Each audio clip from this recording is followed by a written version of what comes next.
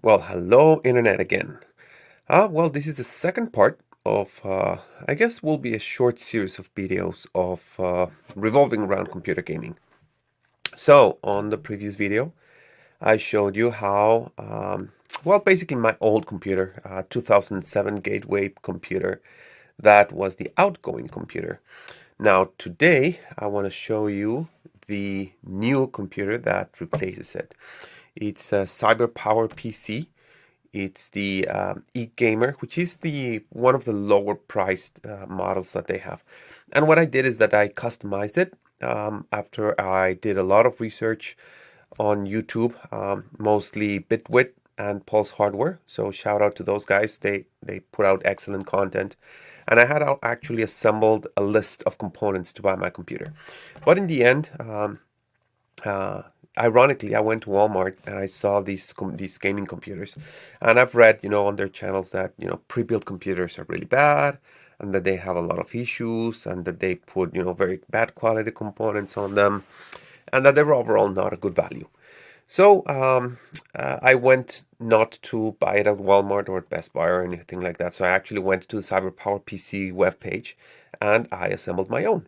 So I decided started with the lower end because of my budget. I couldn't go to a very high end computer. So I went to the lowest price computer, which was this e-gamer computer, which was like $1,000 there were a few promotions in there that were pretty cool.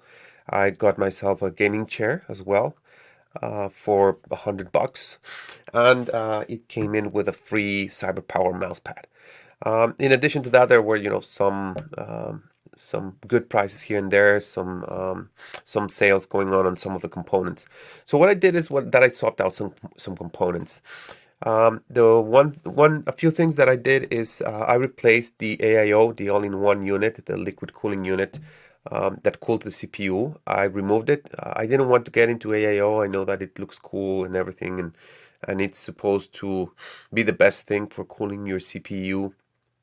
But I don't know. I didn't want to go there, so I went with an old-fashioned Cooler Master cooler that had LED. The case, not it's not the case anymore apparently on the CyberPowerPC page, but at that point it included three addressable RGB fans, which are pretty nice. One thing that I messed up, and because I saw a video about that later after I've already purchased it, and I contacted CyberPower, but they didn't want to do the change, even though it was a very small change. So I ordered it with the default video card that it comes with, which is the AMD Radeon 580, which is a very old card. It's still very, very well regarded, and it still sells a lot because it's a very good bang for the buck card.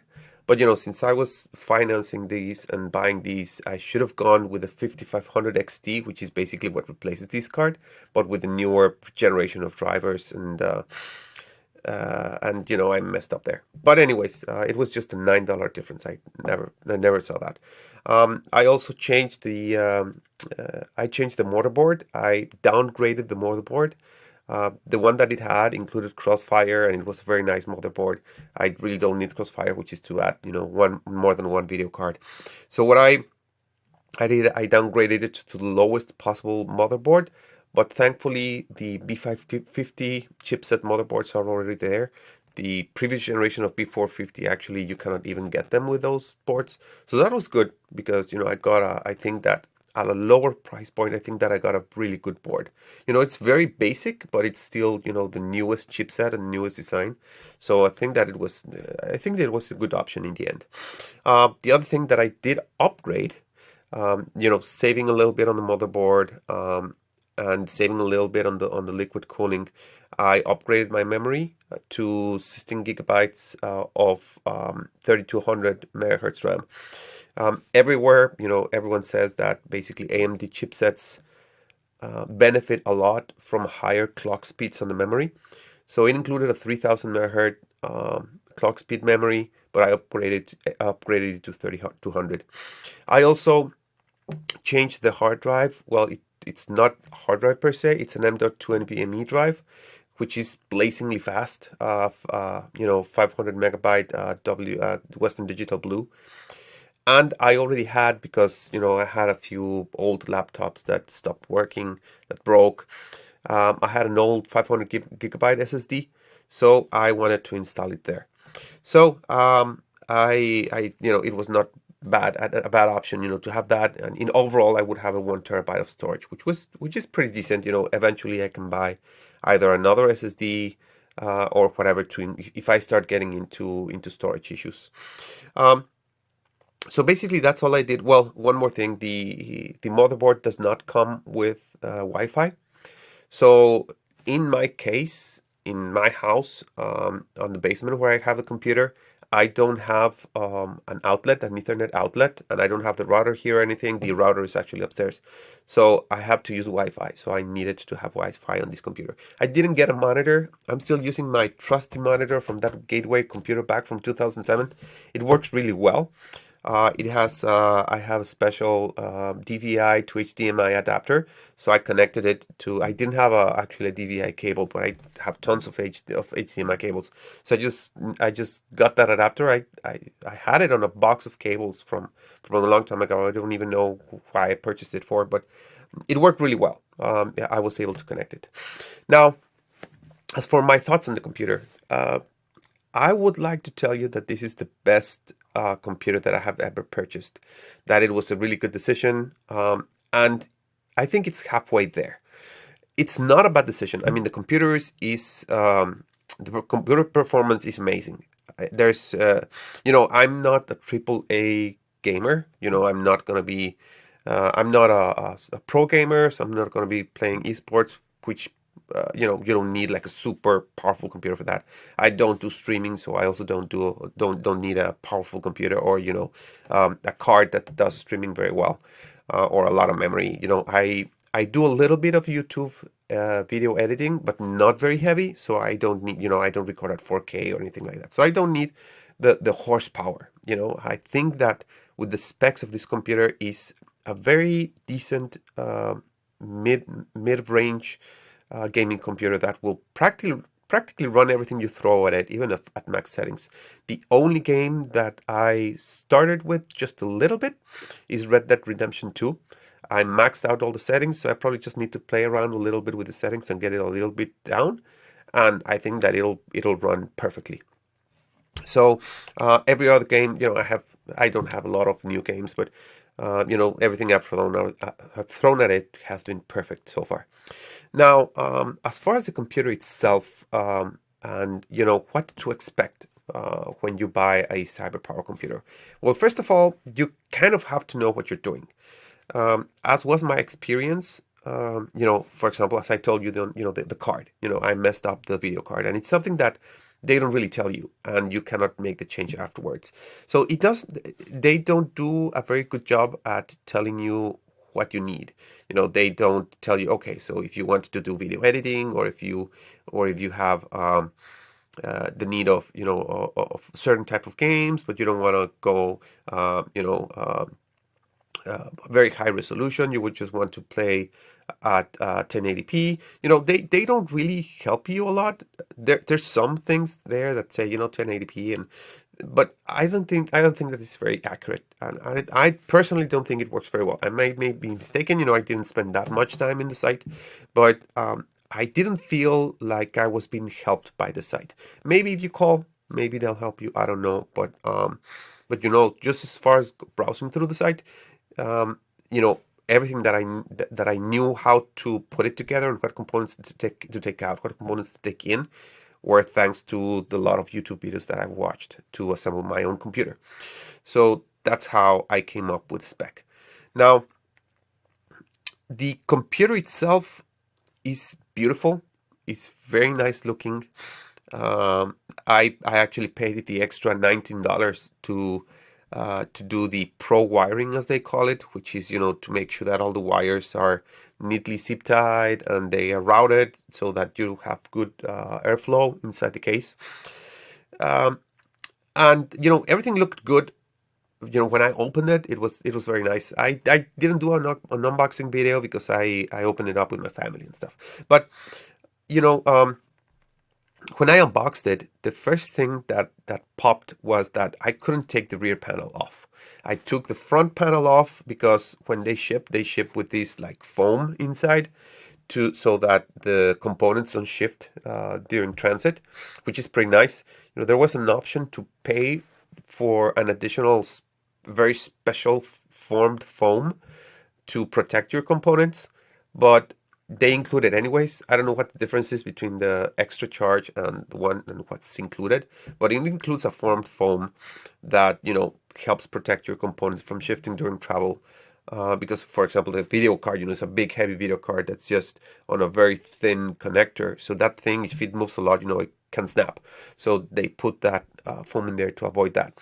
So that was very nice as far as packaging. But I noticed that, you know, because I wanted to install, as I said, you know, a 500 gigabyte hard drive. So what I wanted to do was to pop out the rear so that I could see how I could install it, and I couldn't. So, you know, after, you know, my family left, I started to dig a little bit more into it. And I noticed that the box had a small bump, and that bump was on the corner, on the upper corner of the case, which bent a little bit the corner and which was preventing the rear cover from sliding. So, you know, I'm not going to return, you know, a machine that I actually waited more than a month for it. Because of this COVID situation, you know, they have a lot of delays. So I didn't want a full month, you know, or more, you know, to send it over to RMA and to change it. So, and it was very small, you know, it's, you can barely even notice it. So I just, you know, bent it back a little bit with pliers, and that's it. And I could get the back of it out. The one thing that I noticed when I turned it on, though, was that one of the fans was not turning on. This computer has 3 fans, so it has 2 fans here, which are the front flow, and one here in the back to exhaust the air. One of them was not lighting up. So I remember on all the YouTube videos that I saw, also some, you know, reviews of actual CyberPower computers that people made. They complained about this, that sometimes, you know, the connectors got loose. So I had to fish the cables in the back. You know, I had to undo all the zip ties.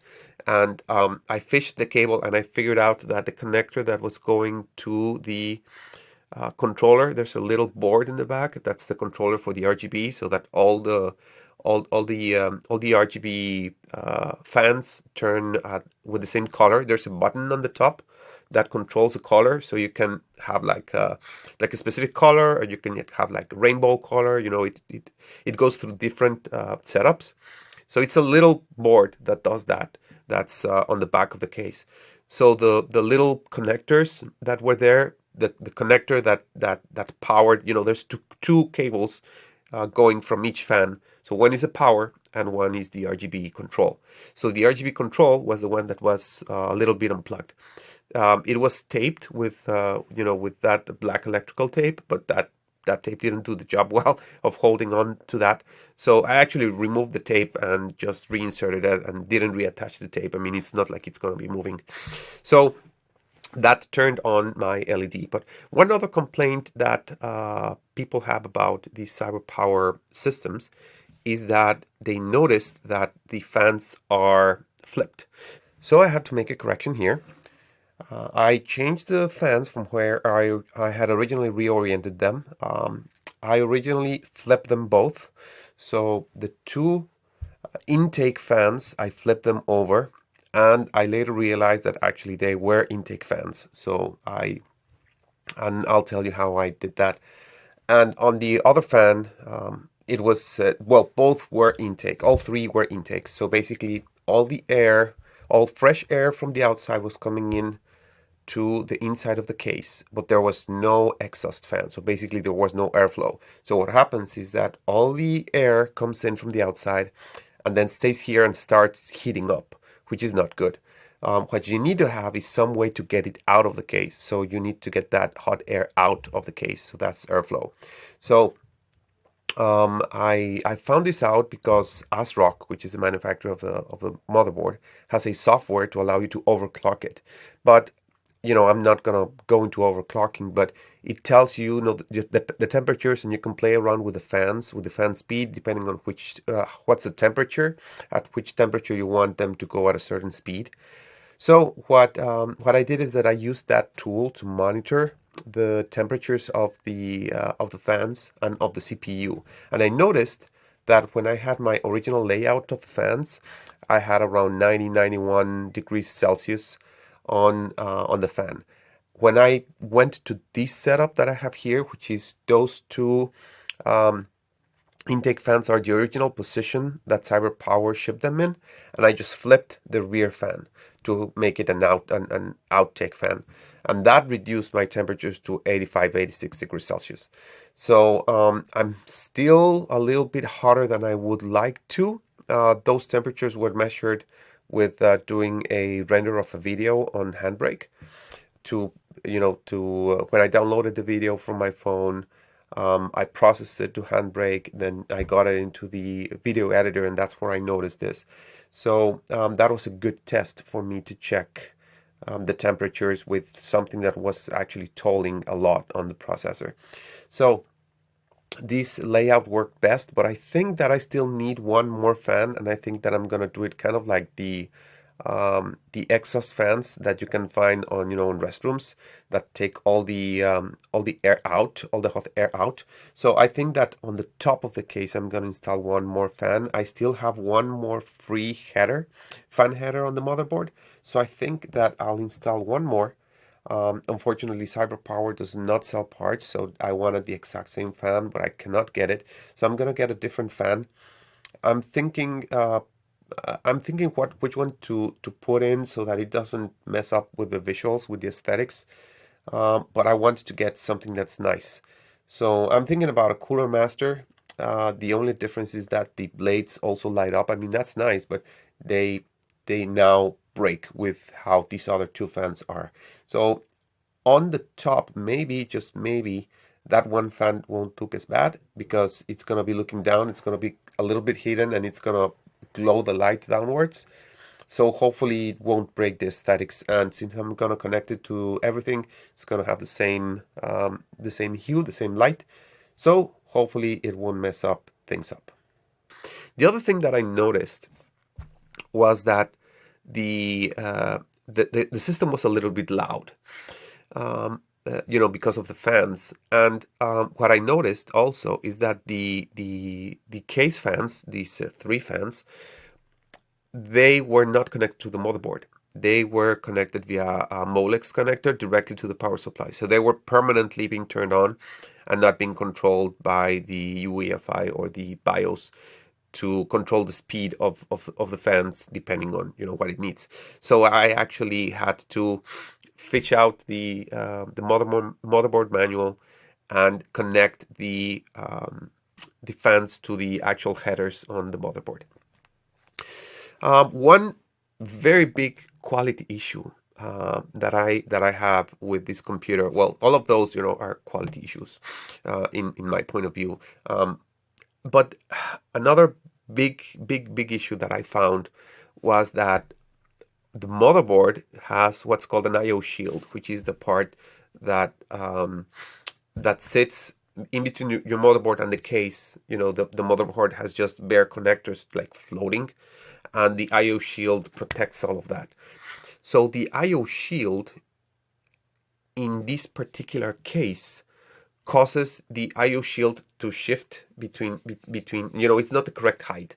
So what they should have done is to shim the little standoffs that when they assembled the motherboard, they should have put some little shims or something to make sure that the motherboard was aligned with the hole in the rear that's meant for the motherboard and the I/O shield. That didn't happen because I'm assuming the case is not perfect. I'm assuming it's the case. I don't think it's a motherboard or an issue with the standoffs. I'm really sure that it's the case. That the case has some variation in fabrication, and it's a lot of variation. So what happens is that the hole, it doesn't align correctly. So what ends up happening is that they're defaced. So the motherboard is here, and instead of the I/O shield be perfectly with it, it's shifted this way. what happens is that then the motherboard connectors are not in line with the holes of the I/O shield. So basically, what happened practically, in what happens here is that if there's two USB connectors, one on top of each other, I had to actually there's two little pins that that I had to open up to avoid interference on one of the USB ports to plug in the USB port. So that's a bigger fix that I would have to do. I have enough USB ports right now, so I'm not gonna go, into more work to do that. So I'm just gonna leave it like that. I think that as long as I don't need any more USB ports, I shouldn't do anything about it, because that's a much more complex repair that I would have to do to shim that motherboard so that it's a little bit higher. So another issue that I found is a variation on the case with the video card.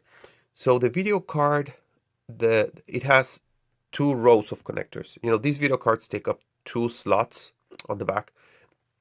So there's two rows of connectors. The top row is HDMI and DVI-D. This slim one that looks like an HDMI, but one of the sides is square.